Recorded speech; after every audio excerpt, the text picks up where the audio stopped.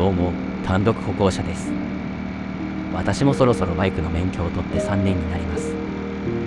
免許を取得してからは、毎週末にバイクに乗って様々な場所へ出かけましたが、もう3年も経つのかと思うと、時の流れの速さを感じます。そしてその速さに、自分も年を重ねたのだと痛感する毎日ですが、年を重ねたといえば、ここ数年、リターンライダーが増えているという話題をよく目にします。リターンライダーとは、かつてバイクに乗っていた方が、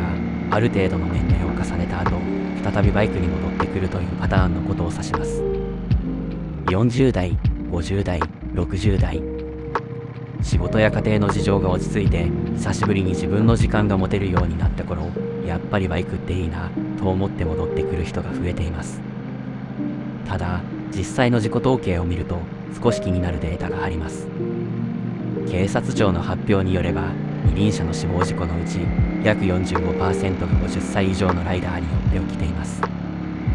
この割合は年々高まっていて、死亡事故を起こす年齢層としては最も多くなっています。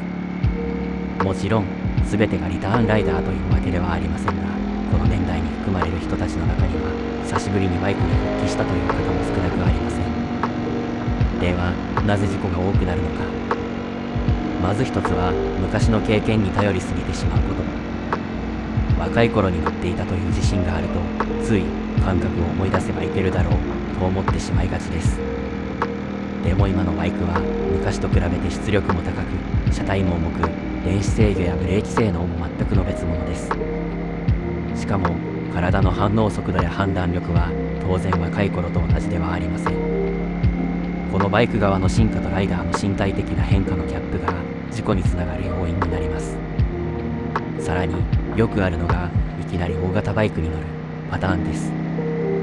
昔も大型に乗ってたし、どうせなら最初からリッタークラスでしょうと、フッティ1台目にパワフルなマシンを選ぶ方も多いです。でも実際にはブランクのある状態で扱うにはかなり難しく、立ちボケ、転倒、自損事故、交差点での右直事故などが起きやすくなります。特に久しぶりに峠に行ってみようと出かけて、昔のように攻めてしまい、コーナーで転倒というパターンが多く報告されています。そして一度事故に遭うと、年齢的に回復に時間がかかるという問題もあります。骨折や捻挫が若い頃より重く残ることもあり、それがきっかけでやっぱりもう乗れないな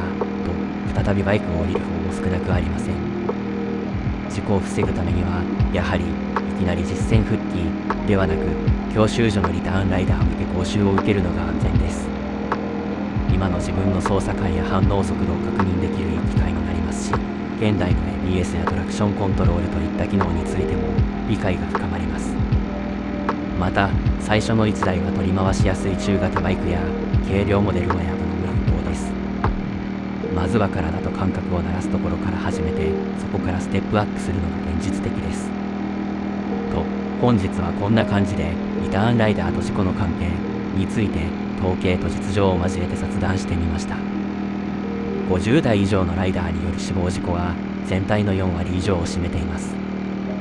昔バイクに乗っていたという経験は大切ですが、今の自分に合った準備とステップが何より重要です。慎重すぎるくらいでちょうどいい。それが長くバイクと付き合うためのコツかもしれません。気をつけようと思った人はぜひいいねを押してください。時すでに遅しという人も気を取り直していいねいっちゃいましょう。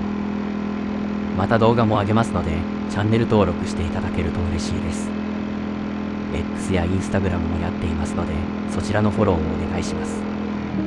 では、また次の動画で。